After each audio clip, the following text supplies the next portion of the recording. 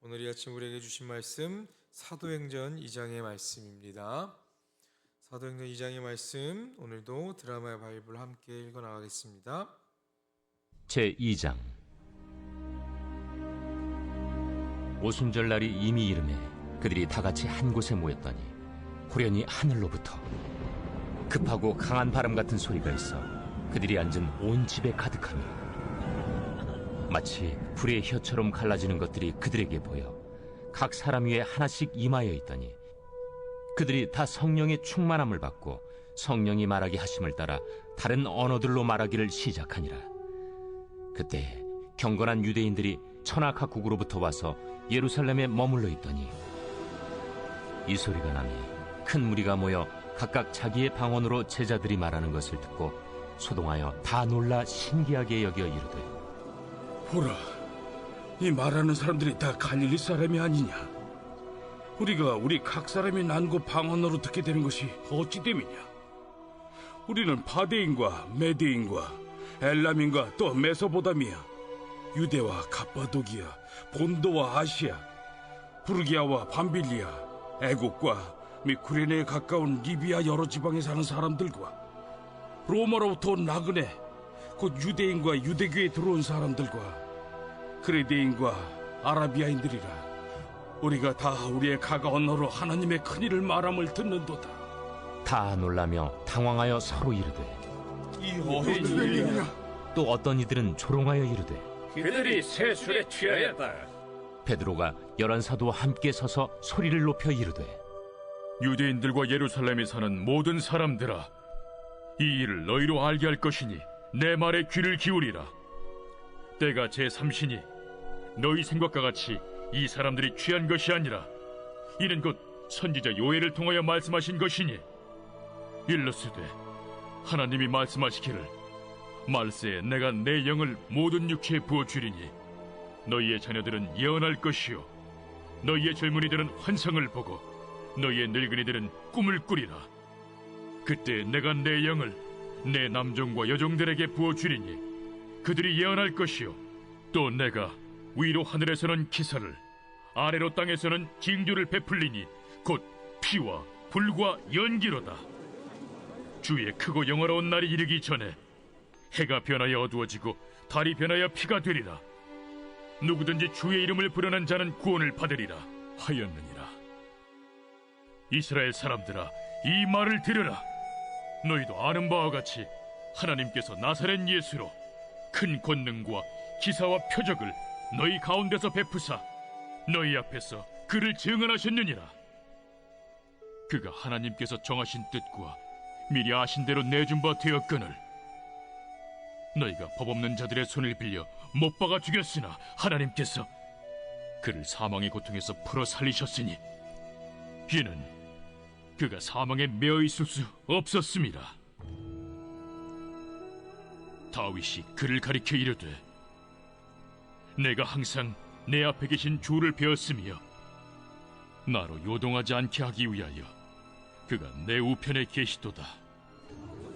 그러므로 내 마음이 기뻐하였고 내 혀도 즐거워하였으며 육체도 희망에 거하리니 이는 내 영혼을 음부에 버리지 아니하시며 주의 거룩한 자로 썩음을 당하지 않게 하실 것이미로다.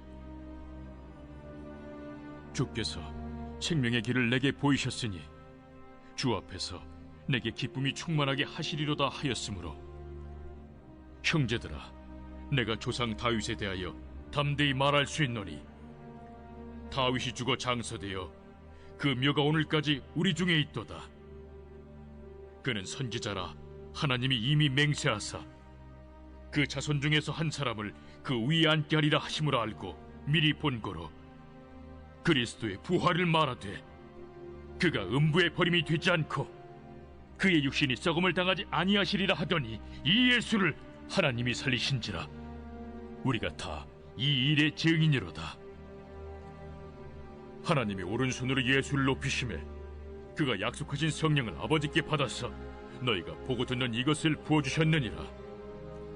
다윗은 하늘에 올라가지 못하였으나 친히 말하여 이르되, 주께서 내 주에게 말씀하시기를 내가 내 원수로 내 발등상이 되게 하기까지 너는 내 우편에 앉아있으라 하셨도다 하였으니 그런즉 이스라엘 온 집은 확실히 알지니 너희가 십자가에 못 박은 이 예수를 하나님이 주와 그리스도가 되게 하셨느니라.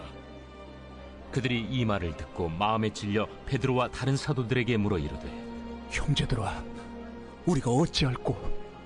너희가 회개하여 각각 예수 그리스도의 이름으로 세례를 받고 죄 사함을 받으라. 그리하면 성령의 선물을 받으리니 이 약속은 너희와 너희의 자녀와 모든 먼 데 사람 곧 주 우리 하나님이 얼마든지 부르시는 자들에게 하신 것이라. 또 여러 말로 확증하며 권하여 너희가 이 패역한 세대에서 구원을 받으라. 그 말을 받은 사람들은 세례를 받음에 이날에 신도의 수가 3,000이라 더하더라. 그들이 사도의 가르침을 받아 서로 교제하고 떡을 떼며 오로지 기도하기를 힘쓰니라. 사람마다 두려워하는데 사도들로 말미암아 기사와 표적이 많이 나타나니 믿는 사람이 다 함께 있어 모든 물건을 서로 통용하고 또 재산과 소유를 팔아 각 사람의 필요를 따라 나눠주며 날마다 마음을 같이하여 성전에 모이기를 힘쓰고 집에서 떡을 떼며 기쁨과 순전한 마음으로 음식을 먹고 하나님을 찬미하며 또 온 백성에게 칭송을 받으니 주께서 구원받는 사람을 날마다 더하게 하시니라.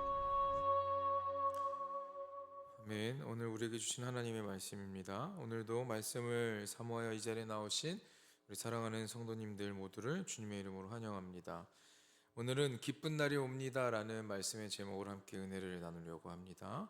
오순절 강림 성령 강림 사건은 단순한 일회성의 사건이 아니라 마지막 날을 향한 하나님의 약속의 성취로서 그날의 시작을 알리는 사건입니다. 말씀 속에서 성령 강림의 의미를 깨닫는 은혜의 시간이 되기를 간절히 소망합니다. 1절 말씀을 보니까요, 다 같이 한 곳에 모였다라고 이렇게 나옵니다. 예수님이 부활하신 후 40일째 되는 날에 승천하셨고 그날로부터 기도로 모이기 시작했다고 합니다. 자, 그렇게 되면 한 11일, 열흘에서 11일 정도 함께 모여서 기도합니다. 그리고 주님이 내려주실 성령님을 기다리고 있었습니다.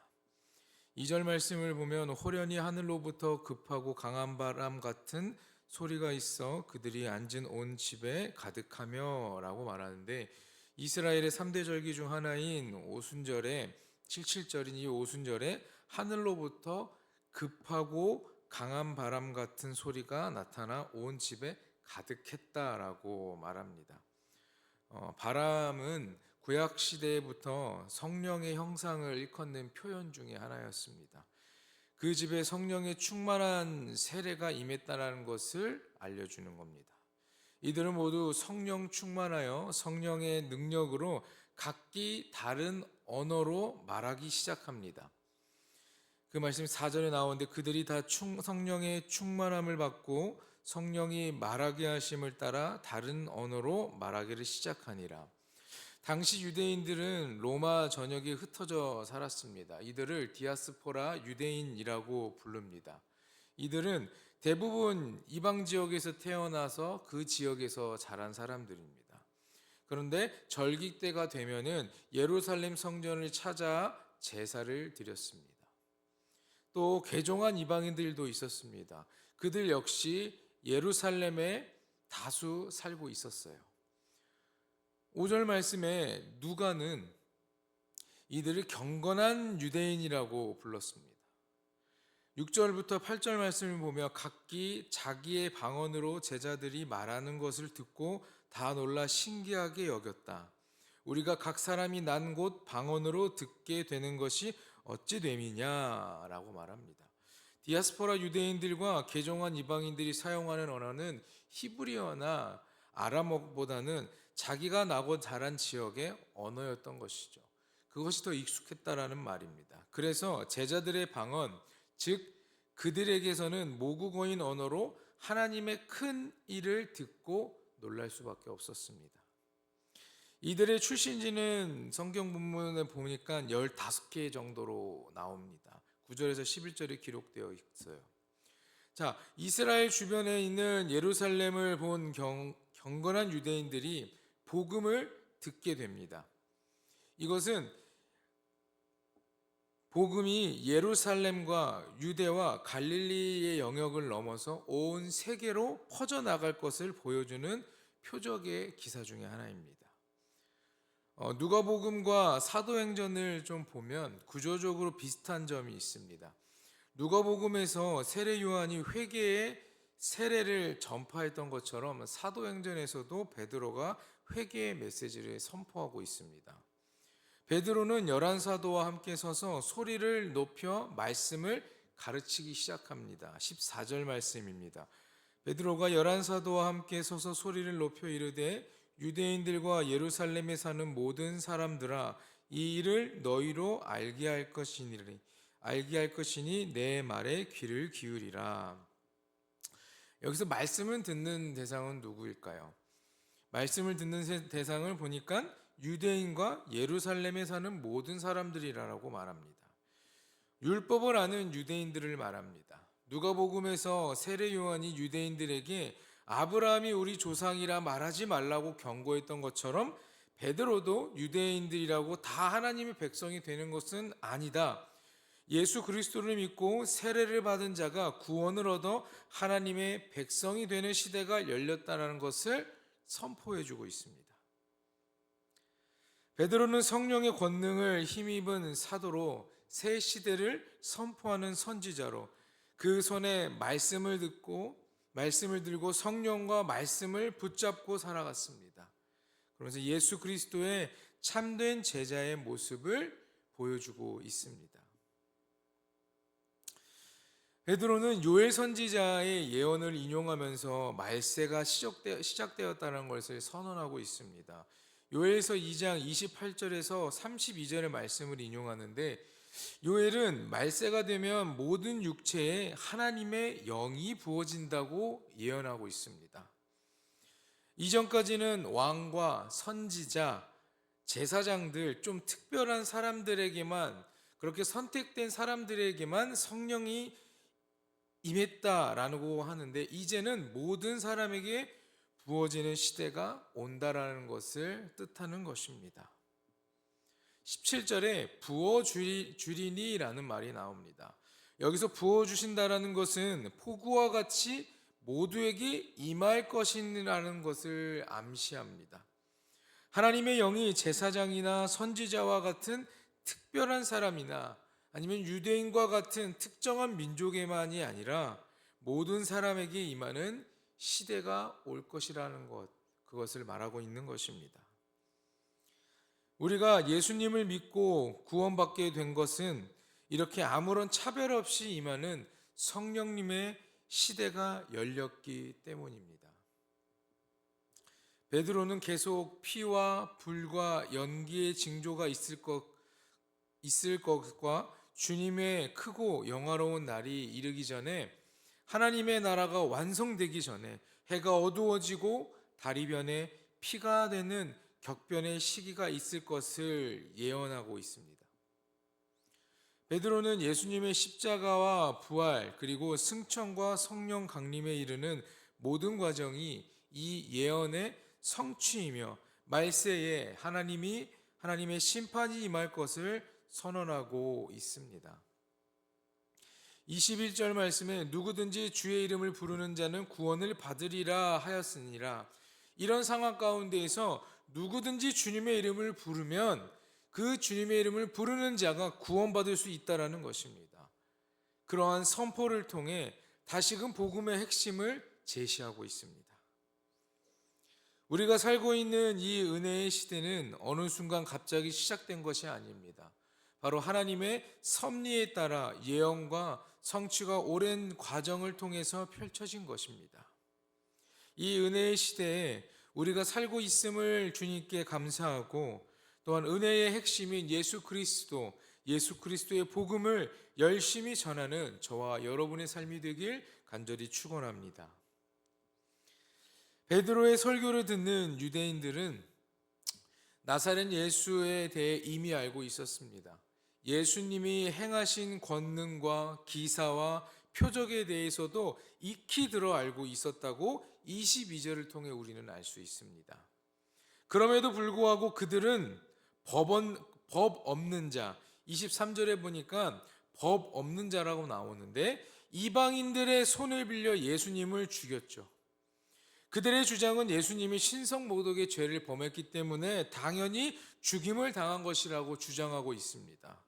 24절에 베드로는 하나님이 예수님을 사망의 고통에서 풀어주셨다라고 선포하고 있습니다. 죄가 없으니 사망에 머무실 이유가 없는 것입니다. 부활을 통해서 예수님은 죄가 없다라는 사실을 다시 한번 증명하셨습니다. 그리고 그것은 예수님을 죽인 자들이 오히려 죄가 있다라는 사실을 증명한 것과도 같은 것입니다. 베드로는 이 사실에 대한 근거를 성경에서 찾기 시작합니다. 25절에서 28절의 말씀이 시편 16편 8절에서 11절의 말씀과 같습니다. 다윗의 시편을 인용해 그것이 예수님에 대한 예언이라는 것을 증명하고 있습니다. 베드로는 다윗이 성령의 능력으로 예수님의 부활을 미리 보았기에 이 시편을 기록했다라고 선언합니다. 이처럼 예수님은 하나님의 섭리 가운데에서 온 세상을 다스릴 왕으로 준비되셨고 십자가와 부활을 통해 만왕의 왕이 되셨습니다. 베드로는 자신들이 부활하신 예수님을 직접 목격한 증인이라고 강조합니다. 32절 말씀에 이렇게 나옵니다. 이 예수를 하나님이 살리신지라 우리가 다 이 일의 증인이로다 라고 말합니다. 예수님은 부활하신 후에 하나님의 권능의 오른손에 의해서 승천하셨고 요엘 선지자에게 약속되었던 성령을 아버지께로부터 받아 부어 주십니다. 예수님은 요엘 선지자의 예언을 성취하신 분입니다. 당신을 믿고 따르는 제자들 곧 교회에 성령 세례를 주셔서 권능을 발휘하게 하시는 진정한 왕이시라는 말입니다. 베드로는 시편을 인용해 예수님은 다윗이 예언한 주가 되셔서 하나님의 우편에 앉으셨다라고 선포하고 있습니다. 36절에 예수님은 주이시며 그리스도이시라고 말합니다. 베드로는 이처럼 예수님이 온 땅을 다스리시는 왕이 되셨다라는 것을 계속해서 선포하며 강조하고 있습니다. 누구든지 예수님을 믿어 성령을 받은 사람은 하나님의 권세를 소유하게 되는 것입니다. 예수님은 지금도 살아계셔서 우리를 다스리시고 우리를 이끌어 가시고 우리를 살리시는 분입니다. 예수님은 우리의 주인이시고 그리스도라 고백하는 여러분 모두가 되시길 간절히 소망합니다. 놀라운 은혜를 잊지 말고 우리의 왕이신 또한 구주이신 예수님을 담대하게 선포하는 믿음의 성도님들이 되시길 주님의 이름으로 간절히 소망합니다. 베드로의 선포를 들은 자들 중에 마음의 찔림, 즉 고통을 느끼는 자들이 있었습니다. 그들이 이렇게 질문합니다. 형제들아 우리가 어찌할꼬? 라고 묻는 사람도 있었습니다. 이 질문은 누가복음에서 세례 요한에게 그때에 있던 무리들과 세리들, 군인들이 찾아와서 어떻게 해야 하느냐라고 물었던 장면과 비슷한 장면입니다. 베드로는 회개하고 예수 그리스도의 이름으로 세례를 받아 죄사함을 얻고 성령의 선물을 받으라고 28절에 촉구합니다. 앞서 베드로가 요엘의 예언을 인용하여서 가르친 바와 같이 성전과 제사를 통하지 않고 하나님께 직접 용서와 구원을 받는 것입니다. 베드로는 이 약속이 지금 복음을 듣는 사람들뿐만 아니라 이후에 태어날 자녀들에게까지 그리고 예루살렘뿐만 아니라 온 지역, 모든 지역에 걸쳐서 적용된다라는 것을 가르쳐주고 있습니다. 베드로의 설교는 이 패역한 세대에서 구원을 받으라라는 메시지로 마무리하고 있습니다. 40절 말씀입니다. 예수님을 죽인 패역한 세대 가운데 머물러 있으면 심판을 피할 수 없다라는 뜻을 갖습니다. 그날 베드로의 가르침도 듣고 세례를 받은 사람이 3,000명이나 된다고 성경은 말합니다. 120명의 공동체가 3,000명의 공동체로 발전한 것입니다.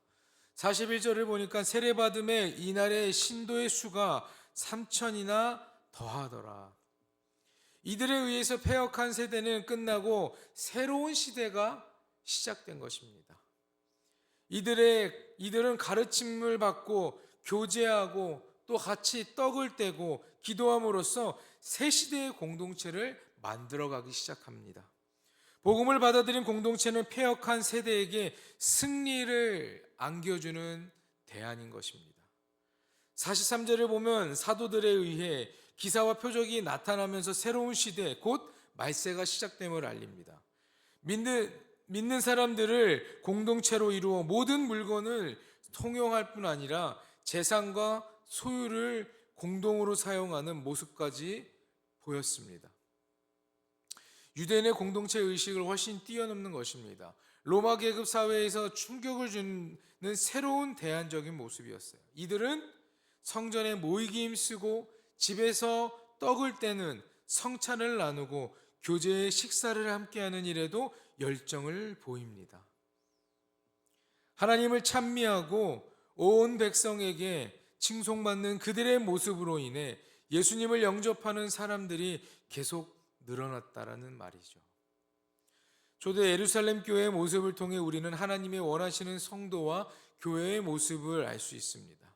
하나님과 이웃을 향한 사랑을 열심히 실천하는 공동체야말로 하나님이 원하시는 그런 쓰임받는 공동체라는 말입니다. 오늘날 우리의 교회가 초대교회의 모습을 회복한다면 세상은 교회를 통해 살아계신 하나님을 만나게 되는 것입니다. 육신의 정욕과 안목의 정욕과 이생의 자랑을 쫓는 세상의 삶을 버리고 오직 하나님의 사랑을 따라 살아가시는 여러분 되길 간절히 소망합니다. 그때 성령의 충만함을 누리고 주님이 다시 오실 그날 기쁨의 날을 기대할 수 있게 되는 겁니다. 서로 사랑하고 나누고 베푸는 섬김의 공동체, 성령 충만하여지고 또한 찬양하고 기도하는 예배 공동체, 그 공동체가 우리가 속해 있는 이 불꽃교회가 되길 원하고, 그리고 여러분 한 사람 한 사람 모두가 성령 충만하여서 늘 주님의 말씀을, 이 기쁜 소식을 온 세상에 전하며 살아가는 귀한 주님의 백성, 하나님 나라를 이끌어가는 복음의 귀한 전달자의 사명을 감당하시길 주님의 이름으로 간절히 축원합니다. 기도하겠습니다. 사랑의 주님, 은혜의 시대를 살아가고 있는 우리가 늘 은혜 받고 늘 주님의 사랑받으며 살아가니 우리가 잠깐 그런 은혜, 사랑을 잊고 살아갈 때도 많습니다. 그러나 우리에게 늘 은혜를 허락하신, 늘 복을 허락하신 그 주님 기억하며 주님만을 더욱더 찬양하며 나아가는 복된 자녀가 되길 원합니다. 우리에게 늘 기회 주심에 감사하고 성령님 우리와 함께 해주심에 감사하는 그러한 삶의 고백이 터져 나올 수 있게 주님 역사하여 주시옵소서. 더럽고 추악한 영혼을 성령님께서 함께 하셔서 새로워지게 하시고, 또한 늘 깨어 기도하는 공동체가 되어서 주님의 오심을 기다리는, 기쁨의 날을 기다리는 이 기쁜 소식을 전하며 살아가는 귀한 하나님 나라의 온전한 백성의 삶이 될 수 있도록 아버지 함께하여 주시옵소서. 오늘 이 아침 드려진 예물이 있습니다. 사랑하는 손자와 손녀의 이름을 적어드린 1,000번째 예물과 속회 예배의 헌금이 있습니다. 하나님, 드려진 이 예물의 손길들을 기억하시고 하나님 축복하셔서 언제나 쓰여지는 모든 곳에 하나님의 역사하심이, 하나님의 크신 은혜와 은총이 가득하기에 주님 역사하여 주시옵소서. 그리고 적어 올린 기도의 제목, 하나님 응답의 역사로 함께하여 주시옵소서. 오늘 하루도 주님 바라보며 살아가기 원합니다. 내가 주님으로 인하여 성령 충만한 삶을 살고 주님 안에서 내가 이 세상을 변화시켜 나가고 바꿔나가는 귀한 믿음의 사람, 하나님의 귀한 백성이 될 수 있도록 역사하여 주시옵소서. 오늘도 우리를 위해 이 땅에 오시고 십자가를 지시고 다시 한번 하나님 나라로 승천하신 그 주님을 바라보며 나를 살리고 나를 붙잡고 이 세상을 이겨나갈 수 있는 힘을 주신 예수 그리스도만을 붙잡고 살아가는 귀한 백성이 될 수 있도록 아버지 역사하여 주시옵소서. 감사드리며 이 모든 말씀 우리를 구원하여 주신 예수 그리스도의 이름으로 기도드립니다. 아멘. 하늘에 계신 우리 아버지여, 이름이 거룩히 여김